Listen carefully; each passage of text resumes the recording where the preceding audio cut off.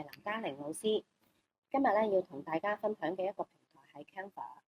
咁喺日常教學裏面，我哋經常都需要準備唔同嘅教材啦，設計互動嘅內容啦，同埋咧有時候都好想喺課堂裏面加入啲簡單嘅程式或者小工具嚟提升學生嘅參與度。但係對於大部分嘅老師嚟講咧，編寫程式咧都唔係我哋嘅專長，加上時間有限，往往都比較困難。因此咧，今日我特別咧想同大家分享嘅就係 Canva AI 呢個平台。好多老師咧應該都使用過 Canva 呢個平台㗎啦。佢咧只要你係驗證到你係用於教學用途，咁其實係可以免費嘅。另外 Canva AI 咧，佢入邊咧有好多唔同嘅功能，例如有排版啦，有圖片生成啦，嘅功能等等。咁但係咧，佢有一個非常實用嘅功能咧，可能大家都未必知嘅喎，就係自動產生代碼嘅功能啦。咁即係話，我哋就算唔識寫程式，都能夠咧透過 Canva AI 咧去將我哋嘅諗法迅速咁樣變成一啲互動嘅小遊戲、網頁展示，甚至乎一啲係教學嘅小工具，令到我哋嘅課堂咧更加有趣、更加吸引嘅。咁所以今日咧，我主要集中嘅介紹嘅係 Canva AI 裡面嘅產生代碼嘅功能。好，咁而家我示範一次先。好啦，首先咧，我哋就會喺呢個佢嘅首頁，然後咧就撳 Canva AI，然後我哋喺呢度打我哋嘅想法，可以為到AI 咧去設計一個角色。例如我會話俾佢聽，佢係一位視藝科老師，而家想製作一個培養學生評賞能力嘅程式，係先評賞畫家嘅作品，然後咧再評賞學生嘅作品。係需要加入一啲視覺元素同埋視覺語言，並且係適合小學生使用啦，亦都係運用選擇題為主。咁畫家方面咧，我就會以梵谷為主嘅作品咧，係必須要使用咧畫家嘅真實畫作啦，用簡化圖。咁咧就分兩項嘅評賞啦，一邊係藝術家啦，一邊咧就係由老師提供嘅學生畫作。咁我哋就可以撳為我產生代碼，然後就撳提交。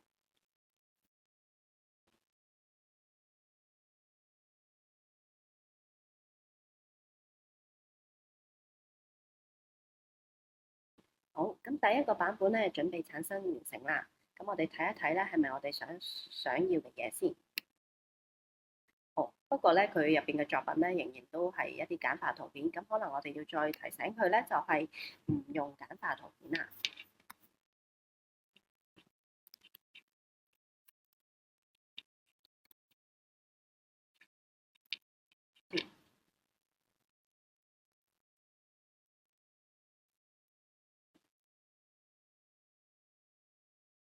好，咁第二個版本咧生成完啦，咁我哋睇一睇先。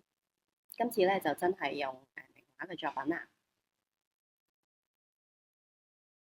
咁咧呢度咧佢設計咗一啲題目俾我哋啦，咁啊評賞嘅題目入邊咧最底咧亦都有一啲嘅解説。畫中最亮的顏色是什麼？先係啦，答啱咗咧，佢亦都有一啲解釋嘅。咁如果答錯咧，咁咧佢亦都會俾翻正確答案。然後呢度咧亦都有一啲嘅提示。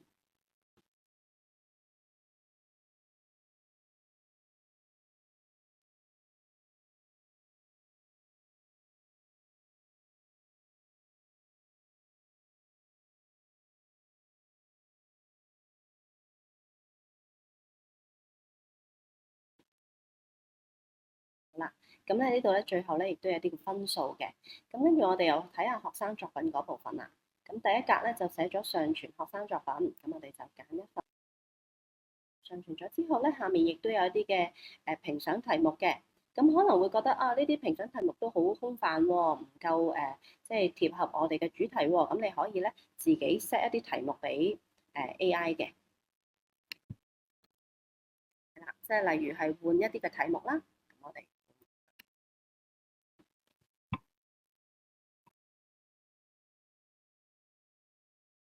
咁第三個版本咧已經完成啦，我哋又睇下學生作品嘅題目係點嘅先。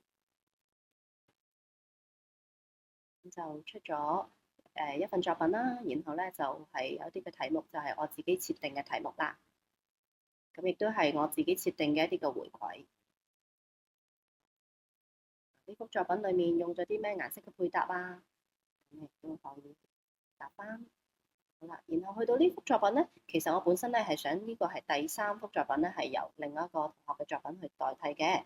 咁所以咧，當我見到有唔合適嘅地方咧，仍然都係可以喺呢個格裏面咧係打我嘅要求啦。例如我可以話第三幅作品係要再上傳另一個同學嘅作品咁樣，咁亦AI 咧就會幫我咧係生成出嚟㗎啦。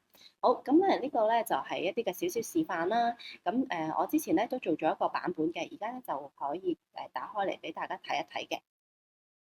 好啦，咁呢個咧就係我一開始咧輸入嘅第一個指引啦，就係話我想咧都係用翻你係一個視藝科老師啦，然後咧幫我做一個評審能力嘅程式。咁第一個版本咧就係未合我要求嘅，因為咧佢入邊係用咗一啲簡單嘅圖畫啦，咁所以我咧就只試過佢啦，就要用真實嘅畫作。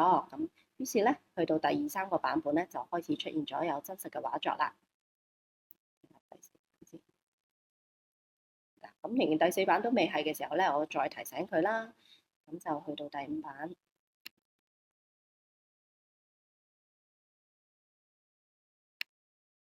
第五版咧就出現咗啦。咁然後咧去到第五版咧，我就發現啦，學生嘅作品咧係即係佢幫我提供嘅喎。咁我就想自己加入學生嘅作品啦。於是咧就出現咗係第七版啦，同埋加一啲嘅題目咁樣。咁呢個第七版咧就係可以老師咧編輯學生嘅一啲嘅作品嘅，有編輯功能嘅。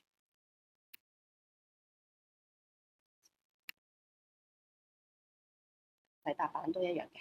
咁我哋睇下下面咧有一個老師管理學生作品嘅功能啦。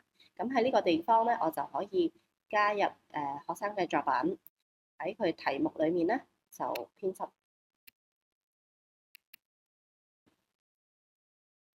就儲存，都係編輯。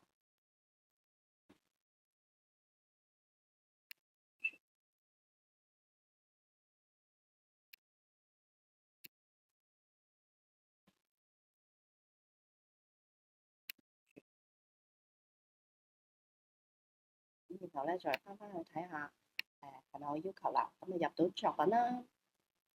咁但係啲題目咧又唔係好對喎。咁咧我仍然都係可以咧係再不斷修正嘅。咁我就今次咧就直頭係要改埋我想要嘅題目啦。咁去到第9版、第10版咧就係更新咗我想要嘅題目啦。咁去到第十版咧就幾乎咧就接近我想要嘅嘢嘅。咁但係咧我就發現咗一個問題，當我匯出咗學生即係匯出咗呢個嘅小程式俾學生玩嘅時候咧，我管理嘅學生嘅作品個相片咧，喺佢哋攞到嗰條 link 裏面咧係展示唔到出嚟喎。咁於是咧我就係打多一句就話我要老師編輯嘅資料咧要保留喺匯出之後咧學生能夠見到嘅咁樣。咁最後咧佢就匯出咗俾我，去到第12版啦。去到第12個版本咧，我就睇一睇係咪真係能夠符合我嘅要求先。係喎，今次咧我輸入咗嘅照片。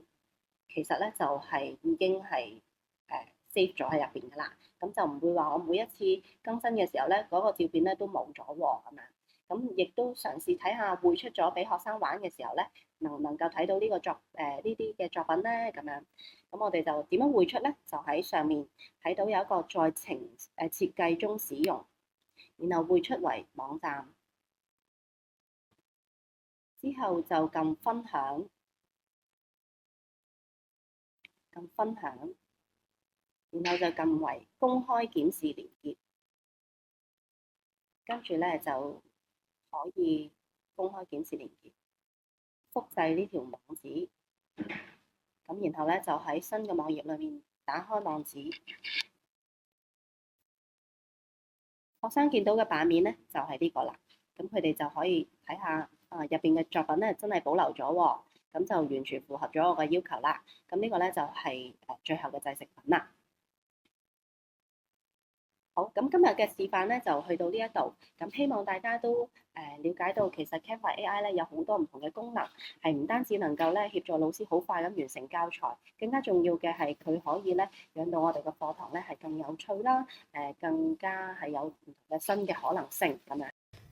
不過使用 Canva AI 仍然有一啲嘅限制。由於 Canva AI 冇內建資料庫，所以製作出嚟嘅小程式係唔會自動保存使用者嘅輸入或者上傳。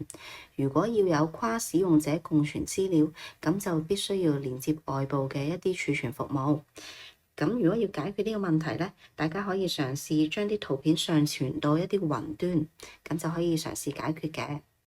我今日嘅分享去到呢度，多謝大家嘅聆聽。